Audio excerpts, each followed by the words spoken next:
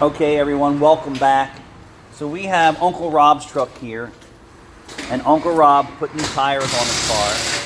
And I don't think Uncle Rob did his research, nor did the salesman give him the proper feedback, probably on what tires he should be putting on his vehicle for the use that Uncle Rob uses his car. So all you people out there, you're going to be Uncle Rob's or Uncle Sierra's, or Aunt Sierra's. So this is a newer Colorado, and he wound up with Goodyear Wrangler all-terrain adventure. Okay, Goodyear Wrangler all-terrain adventure. And now already you can feel the tire treads are becoming uneven. These tires were not designed to be on the road, on the pavement, more than they were meant to be off the road. I don't care what they try and tell you. All-terrain tires, off-road tires do not perform well on the pavement if 99% of your driving time, or even 100% of your driving time, is on asphalt or paved concrete. These are designed for trails, sand, mud, and snow more than they are for the highway. Although they say that they are good on the highway, I'm going to tell you, every tire has a different handling characteristic. So the taller the tire tread, right? It's the taller. And depending on the chemical makeup of the tire, if it's soft or hard, would predicate how fast it wears and how much handling it has, how much tackiness it has to the surface it's getting to.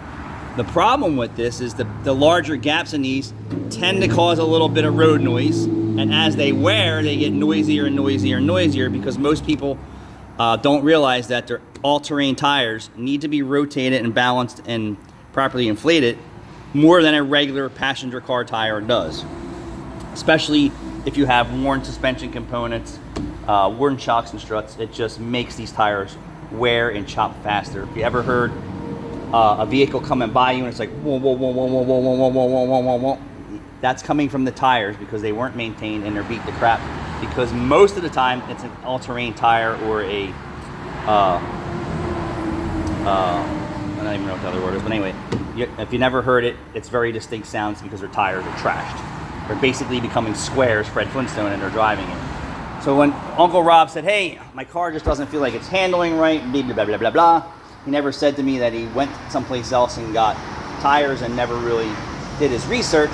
So what he purchased is a tire that he's not happy with the way that it handles and performs on his vehicle. And they just don't grab the pavement as well as, say, the Firestone Destination. So if you look at the Firestone Destination, the tread patterns aren't as tall. It's closer together in a tread. It's more designed for being on the road. It's actually 100% designed to be on the road more than it is off-road. So the off-road traction in this is not as great as the Goodyear Wrangler or anything in an all-terrain tire.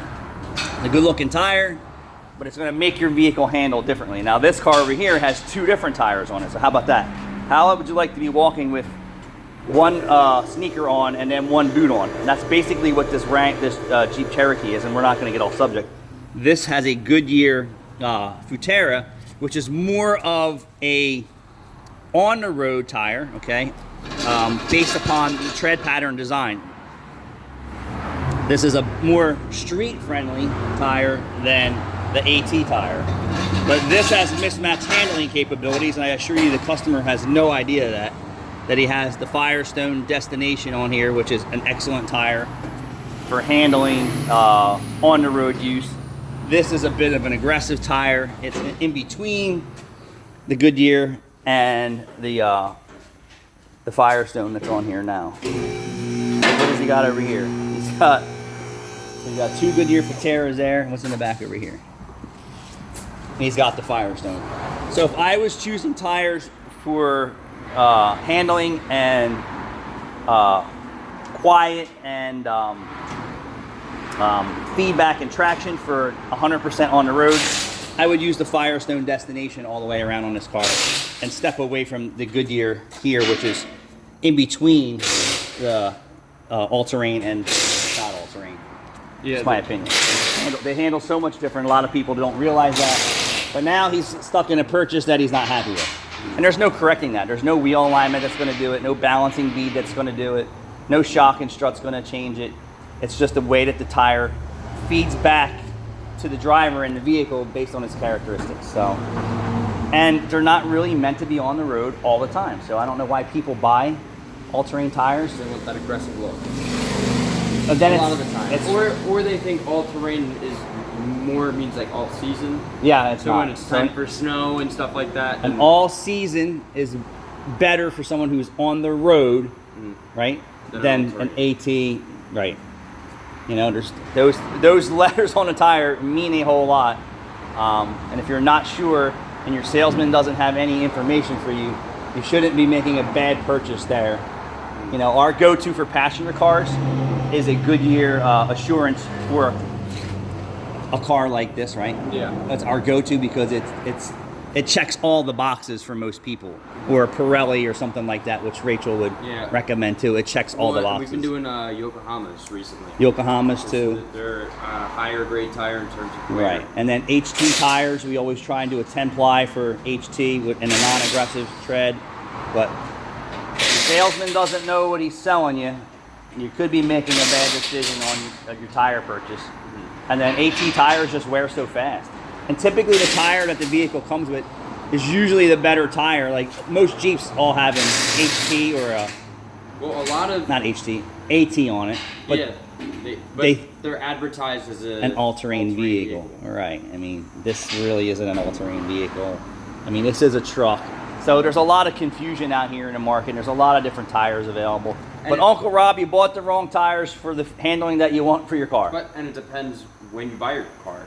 If you buy it in the summer, chances are you're going to get summer tires. If you buy it in the winter, then so a lot of newer cars that people don't realize that you have to change what they recommend, because when you buy a new car, these performance cars, they're coming with summer tires. If you buy them in the summer, if you're buying them in the winter, then they come with winter tires, supposedly.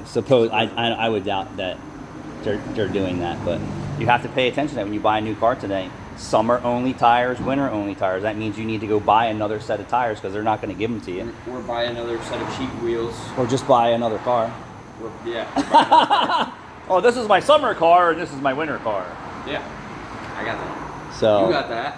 I have multiple cars. She's got that. Yeah, but even my Sequoia has tires on it that are made for all surfaces, and they don't perform well in mud and snow and sand because we're not in that environment, so why would I even do that? Yeah, well, and you have low pros, so it's not yeah. really... But then these tire treads, ooh, look at this. Oh no, Uncle Rob, they're gonna have to go back to Walmart and see if they can fix that.